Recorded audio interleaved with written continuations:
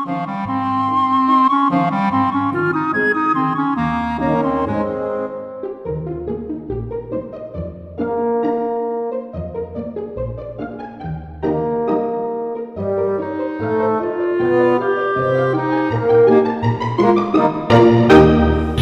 di sini saya akan menjelaskan tentang pendahuluan dari prinsip fisika kuantum. Jadi fisika kuantum ini sendiri lahir dari kegagalan fisika klasik dalam menjelaskan hal-hal yang terdapat di fisika modern. Contohnya adalah seperti tidak bisa menjelaskan tentang fenomena radiasi benda hitam, tidak bisa menjelaskan tentang fenomena efek fotolistrik, dan beberapa hal tentang teori atom. Maka dari situ para ilmuwan seperti Niels Bohr, Albert Einstein, J.T. Thomson, dan juga Max Planck mencetuskan teori baru yang dinamakan dengan teori fisika kuantum.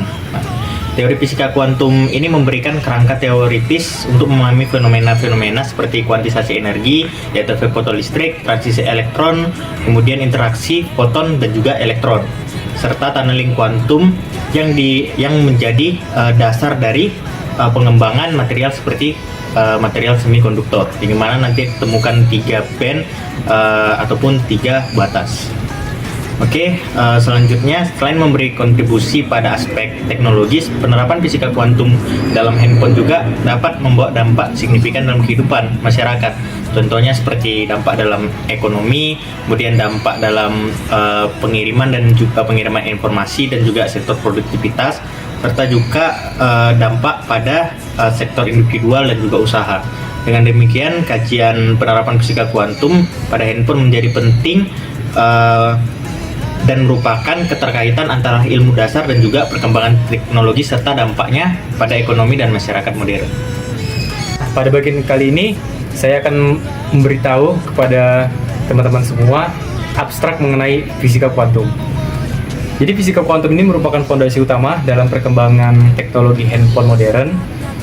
Prinsip-prinsip kuantum seperti kuantisasi energi, teori pita energi, efek fotolistrik, dan tunneling kuantum diterapkan secara langsung pada berbagai komponen utama, terutama pada handphone. Termasuklah itu prosesor, layar, sensor kamera, memori, dan sistem penyimpanan data. Penerapan prinsip tersebut memungkinkan miniatur perangkat, peningkatan kinerja, serta efisiensi energi yang sangat tinggi. Selain berdampak pada aspek teknologis, mengimplementasi fisika kuantum pada handphone juga memberikan pengaruh signifikan terhadap aspek ekonomi, khususnya melalui penurunan biaya perangkat, meningkatkan produktivitas, dan pertumbuhan ekonomi digital. Dengan demikian, fisika kuantum tidak hanya berperan sebagai teori fundamental, tapi juga sebagai penggerak utama transformasi teknologi dan ekonomi dalam kehidupan modern. Oke, di sini saya akan membahas bagaimana cara kerja smartphone kita dari sudut pandang fisika kuantum. Nah, jadi di sini saya akan lebih menjelaskan daripada komponen-komponen handphone itu sendiri. Nah, pertama sekali di handphone itu ada yang namanya prosesor.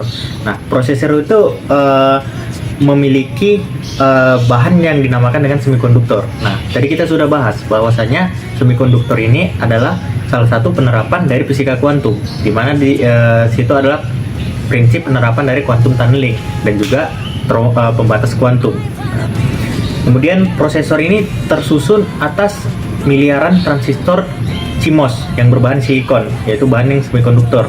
Nah, elektron dalam silikon hanya dapat berada pada satu pita energi tertentu. Dengan teknik doping, sifat listrik silikon dapat dikendalikan sehingga transistor dapat berfungsi sebagai saklar logika pada prosesor HP.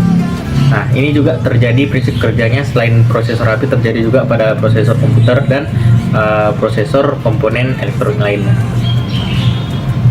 Kemudian di HP ada yang disebut dengan layar handphone. Itu bisa berupa AMOLED, LCD ataupun OLED. Di situ prinsip fisika kuantum yang terjadi adalah kuantisasi tingkat energi elektron, transisi energi elektron, dan juga emisi foton. Nah, pada layar OLED dan AMOLED, cahaya dihasilkan langsung oleh material semikonduktor organik. Ketika elektron tereksitasi arus listrik, maka elektron akan berpindah dari tingkat energi yang lebih rendah ke energi yang lebih tinggi, ataupun sebaliknya dari tingkat energi yang lebih tinggi ke energi yang lebih rendah. Nah, di sini bisa dapat dihitung dengan prinsip energi fotolistrik dan juga fenomena energi foton, yaitu E sama dengan AF.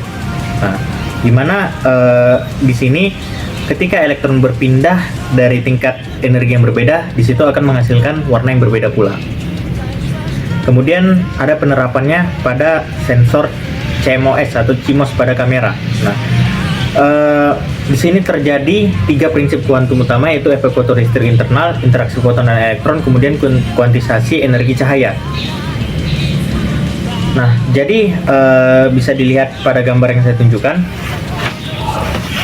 Nah, jadi pada kamera handphone kita, di sini ada yang disebut dengan lensa. Kemudian di sini ada yang disebut dengan image sensor yang biasanya digunakan, yaitu sensor CMOS atau CMOS. Nah, di mana di sini cahaya akan masuk ke dalam lensa, kemudian akan diproses di dalam lensa, dan kemudian akan difokuskan untuk melewati sensor CMOS. Nah, di mana sensor CMOS ini terdiri atas banyak partikel-partikel semikonduktor yang kemudian bisa menghasilkan energi listrik dengan frekuensi tertentu yang kemudian akan diproses dalam image proses tertentu yang akan menghasilkan gambar berupa gambar video ataupun foto yang bisa dihasilkan oleh kamera kita.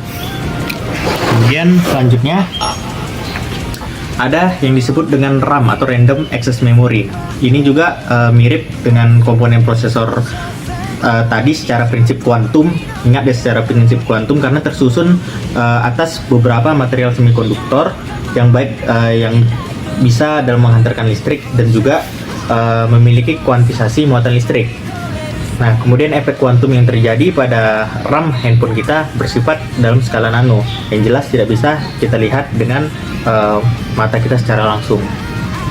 Kemudian ada lagi yang dinamakan dengan penyimpanan internal atau memori flash NAND.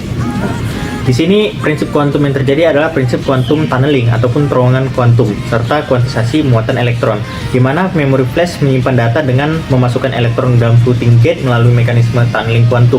Elektron dapat menembus lapisan isolator tipis meskipun secara klasik hal ini tidak memungkinkan. Fenomena ini memungkinkan penyimpanan HP dan penyimpanan data non volatile dalam ukuran yang sangat kecil. Bisa dilihat pada gambar ini. Nah, jadi di sini terjadi prinsip tunneling kuantum, di mana elektron dapat dalam skala nano atau skala yang sangat kecil dapat menembus suatu lapisan dengan prinsip kuantum tunneling. Padahal secara fisika klasik itu hal yang tidak memungkinkan, tapi di sini elektron dapat menembus lapisan ini sehingga dapat menyebarkan muatannya ke area yang lain.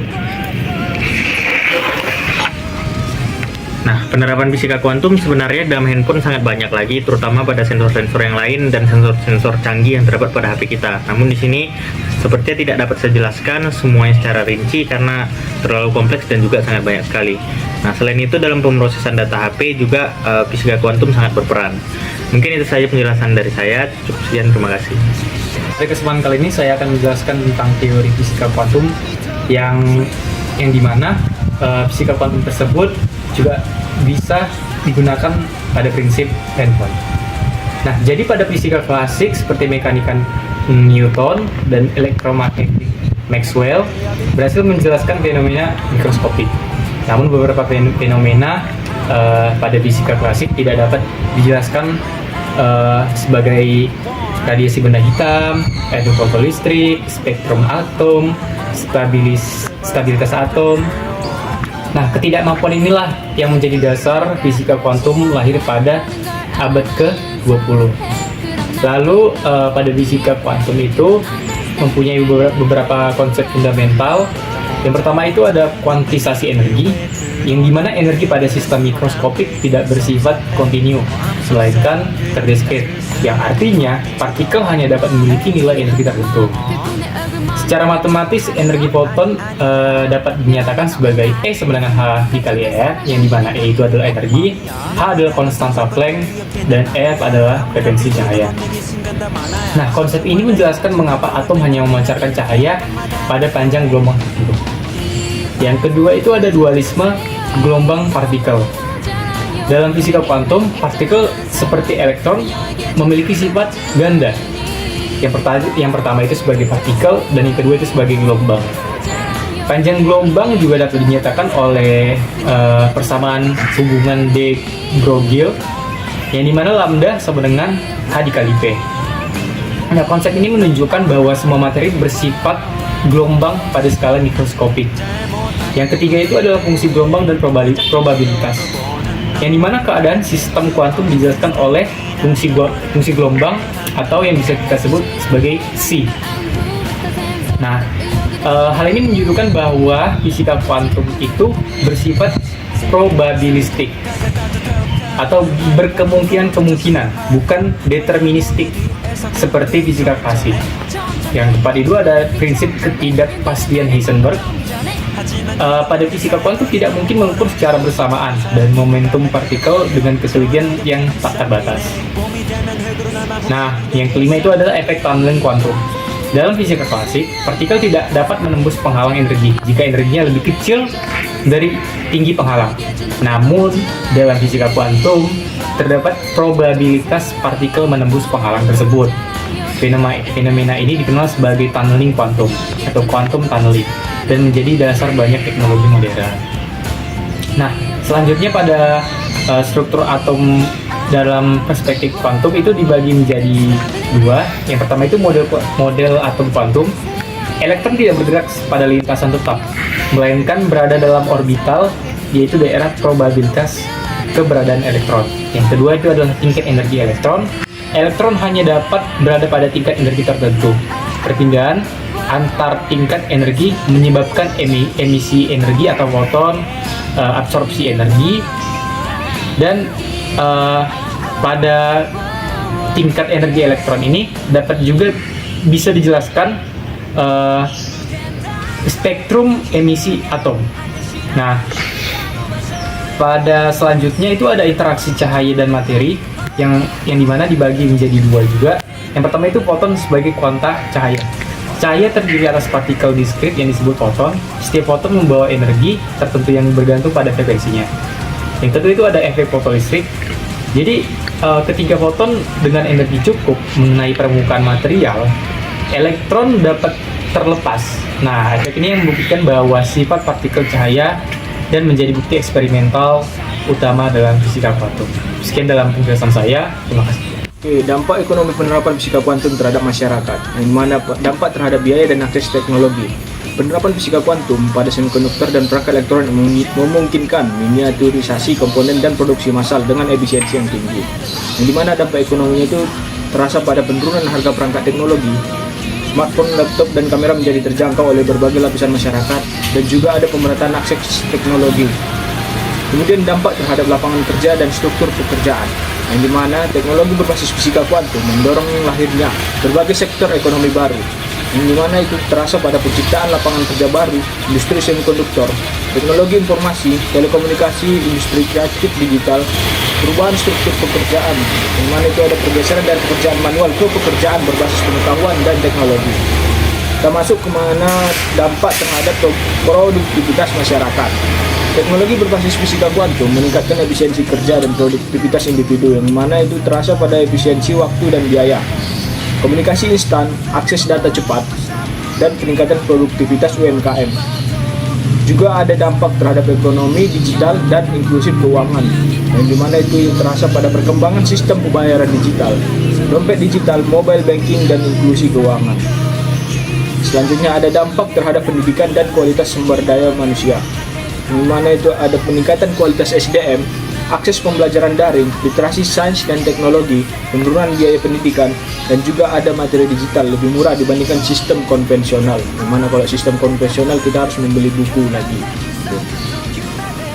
Selanjutnya kita masuk ke bagian kesimpulan, yang dimana bagian kesimpulan ini kita menyimpulkan dari semua yang telah kita bahas sebelumnya, di mana fisika kuantum merupakan dasar ilmiah utama yang memungkinkan perkembangan teknologi handphone modern.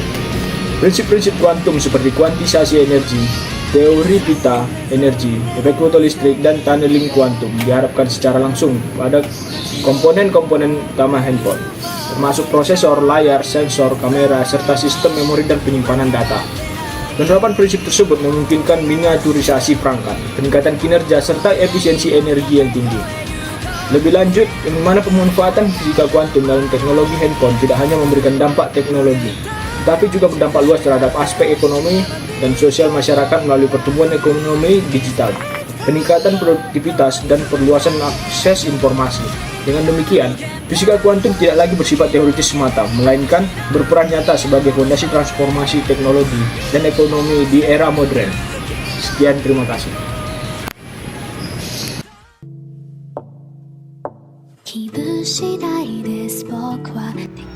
Nah, dampak krusial fisika kuantum terutama dalam bidang gadget itu ada beberapa, terutama adalah lahirnya fondasi semikonduktor dalam bidang industri.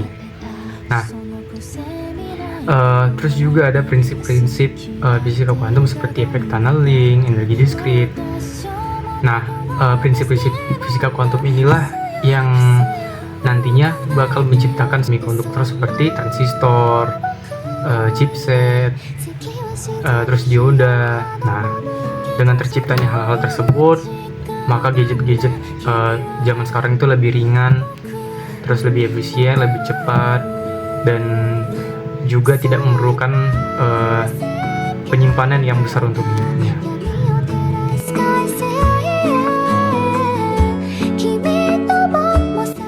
Nah, manfaat fisika kuantum dalam kehidupan sehari-hari itu ada pada penerapannya. Jadi fisika kuantum ini punya beberapa komponen penting, terutama pada penerapan kehidupan sehari-hari, semisal perilaku elektron, foton, dan tingkat energi atom. Nah, penerapannya itu ada beberapa pada kehidupan sehari-hari, misalnya ada HP, laptop, terus pada bidang navigasi itu ada GPS, bidang kesehatan itu ada laser, bidang keamanan itu ada enkripsi, terus pada bidang elektronik itu ada layar OLED atau LED. Sekian dan terima kasih.